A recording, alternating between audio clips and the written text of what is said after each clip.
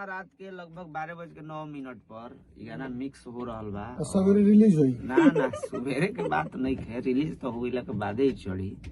अच्छा, लेकिन ही रात के मेहनत होता नु। हाँ, टाइमिंग 12:09 हो गई। आप सब भरपूर प्यार दी, जैसे एकरा पहले लगाने के दिले रही, बस ओकरा 2 के भी उतना ही प्यार, ओकरा 2 के भी उहे उससे आशा डबल बा। प्यार दी, उहे आशा बा।